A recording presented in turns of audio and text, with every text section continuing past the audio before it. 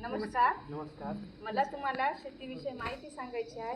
आणि बघा, तुम्ही आता बघत आहे की आपल्या म्हणजे आजूबाजूला कॅन्सरचे प्रमाण भरपूर वाढलेले आहे. आणि हे कशामुळे वाढलेले आहे हे तुम्हाला काही माहिती आहे का? हो. तर कशामुळे वाढले? तर दादा बघा, आपण जास्तीत जास्त रासायनिक खताचा, रासायनिक औषधाचा भरपूर प्रमाणामध्ये वाढ केलेली आहे. तर त्याच्यामुळे आपल्याला ही दुर्घटना आज दिसायली आहे. ओ बाई, तुम्ही सांगायला हे दुर्घटना हे घटना झाली म्हणजे शेतात काहीच पिकणं झाले की मी काय करू? अहो दादा, नाही हो तुम्ही- मर्डे सर, मी वापरलो. मी ते जैविक शेती करतो ना, तर मी सगळं जैविक शेतीबद्दल गांडूळ खत वगैरे मी वापरून त्यांची मॅडमचं सगळं ऐकलं आणि मी स्वतःच्या शेतामध्ये उत्पन्न काढलं. अरे तुला किती पैसे दिले त्या मॅडम? नाही ना, मॅडमनं सविस्तर माहिती दिली मला. माहिती देऊन काय करतो? त्याची पगार याली म्हणून तुला माहिती द्याली. इथं शेतामध्ये काहीच नाही पिकणार ना, ते. तुम्ही वापरून बघा एकदा. त्या शिदोड्यानं पिकतंय काय? ते म्हणजे गांडूळ खतानं चांगलं उत्पादन येते. काय बोल तू? जेवढीच्या गांडूळ खतानं काय परिणाम होणार आहे तो आपल्या शेतामध्ये? ते चांगलं उत्पादन आपलं उत्पादन वाढते आणि चांगलं पीक येते. ए, मला काय वाटतं रे बा तुझं कर. तू काय तुला काहीतरी दिली असेल म्हणून नाही, मला नाही, असं. काहीच नाही दिले. हा. त्यांनी चांगलं मार्गदर्शन करते, कृषीबद्दल माहिती घेऊन पुरेपूर आम्हाला माहिती सांगून. काय असं करू मार्गदर्शन करते काय म्हणतो ते मला तर काय पटना बघ. अरे माझा दुकानदार आहे, म्हणाल तसा औषध देते अशा भारी भारी. हो का? हा. बरं, कोणता दुकानदार आहे बघू. चल चल. नमस्कार मामा. राम राम मामा. येऊ का? आपलं आणि तुमचं कसं आहे? किती बेस्ट आहे. तुम्ही म्हणले ते औषध फोडतो की नाही मी? आपले तुमचे भारी भारीचे औषध आपल्याला सांगायचं आणि आपले भारीचे DAP, युरिया, मोनोक्रोटोफास असे चांगले औषध सांगा बघा आपल्याला, न्यायलाही द्या. हो द्या मग.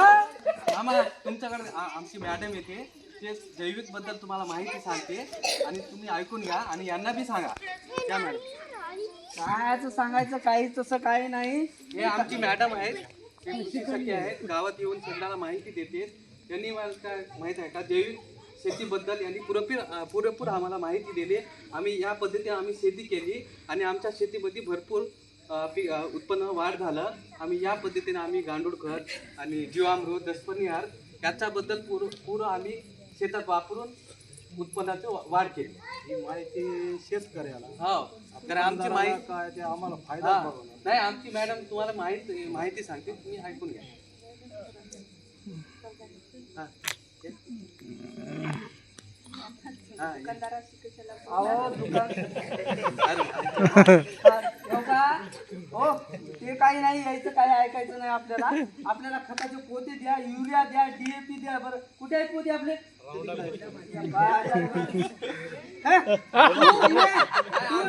गांडूळ खत का वापर, जीवामृत वापर, दशपर्णी वापर. मग आता खत मी नेतो शेतामध्ये. अहो, चल गं बॅग.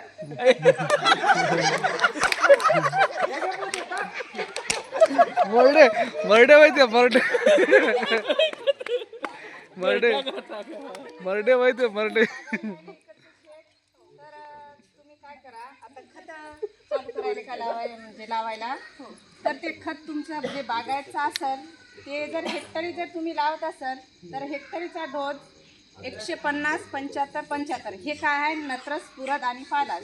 आणि कोरडवाहू जर असेल तर ते इकडचं शेत आहे ना तुमचं, ते कोरडवाहूवाला आहे ना, तर त्याच्यामध्ये हेक्टरी नाही का 120, 60, 60 हे नत्रस, पुरद आणि पालास. जर एकरी तुम्हाला डोस जर काढायचा असेल तर आपलं 2.5 एकरचा म्हणजे 2.5 एकर म्हणजे 1 हेक्टर, तर त्याला भागिले करायचं आणि एकराचा काढायचं. त्यानुसार तुम्ही खत द्यायचं. आता तुम्हाला हे समजलं का, खत कशा पद्धतीने द्यायचं ते? आणि खत हे 3 टप्प्यामध्ये द्यायचं.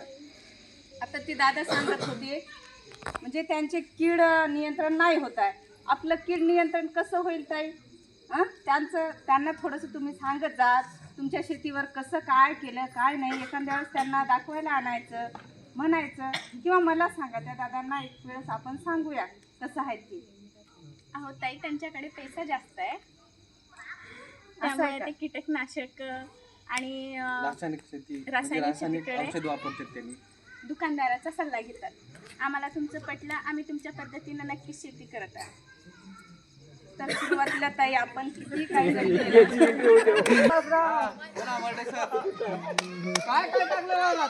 मी आता सध्या गांडूळ खताचा वापर केला आणि जीवामृतचा वापर केला आणि 10% वापर केला. हे आमचं शेती आहे बघा कसं आहे. काय पण उत्पन्न लय कमी आलं राव. नाही बघा ना शेती तुम्ही शेतामध्ये या व्यवस्थित बघा कसं आहे उत्पन्न काय आहे. पण जमीन जरी चांगली वाटाली हा. 10%चा त्याचा दिसाला परिणाम खत वापरले आम्ही. गांडूळ खताचा दिसालाय. पण इकडे या की हो हा बघा युरिया टाकलो DAP टाकलो खूपच कीटक वगैरे दिसत आहे. पण 2 दिवसात हिरो पण आपलं वावर. किंवा पडून काय करतात त्याच्यात उत्पन्नच येईना. बाई, ह्या वर्षी तर असं रटाडून आलं बा. काय दिसत नाही गेलं पूर्ण किडक दिसत आहे मला तर इथं. बघा हे दादा तुमचं झाड किती वाढल्यावर आणि या झाडाला बोंड किती आहेत बरं. झाड तर माझ्यापेक्षा उंच दिसत आहे आणि बोंड तर 5-6 दिसत आहे, पात्या 7-8 दिसत आहे. दादा तुमचं दाखवा बरं शेत. इकडे हे बघा दादा, दादानी म्हणजे सांगण्यानुसार केली बघा. त्यांनी पहिल्यांदा कीड नियंत्रण कशी केली दादा तुम्ही बघा. त्याच्यामध्ये आंतरपीक आहे हे बघा, उडीद मूग आहे मधामध्ये. अरे बापो काय झाला हे धिंगाणा. अरे बापरे सगळं वावर निवळ नापीक झालेला आहे. अरे हे रासायनिक वापरून हे सगळं माझ्या वावराचा सत्यानाश झालेला आहे. तर मी सगळ्या तुमच्या शेतकरी मित्रांना एकच सांगतो, तुम्ही रासायनिक खतं वापरू नका.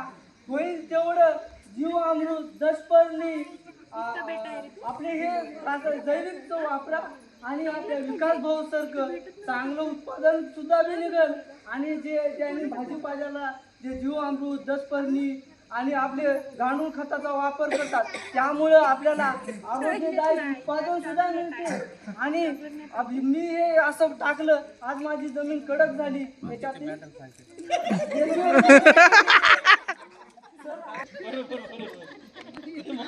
दादा तुम्ही पहिल्यांदा जर आमचं ऐकलं असतं तर कीड नियंत्रण आपण व्यवस्थित केलं असतं. बघा या कापसामध्ये आपण उडीद मूग घेतलं असतं.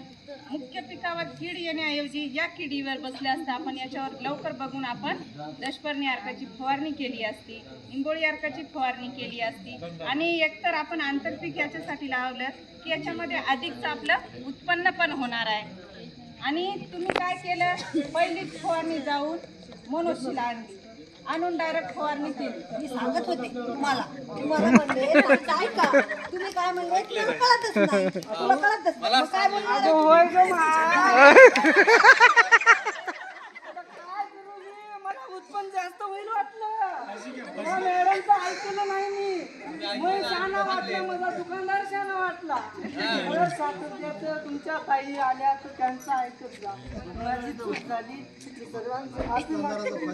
आता किती कर्ज झालं, आता लोकांचं कर्ज कशाने द्यायचं. दादा तुम्हाला सांगितले, तुम्ही काय केले, पळत पळत जाऊन त्या डायरेक्ट त्या दुकानदाराला भेट द्यायचे. ते दुकानदार घ्या पैसे म्हणजे आता किती कर्ज डायरेक्ट पहिलाच रेड लेबलचा तुम्ही फवारणी केला. ते कीटक कसं मरणार आहे. या बारीला माझी चूक कळाली.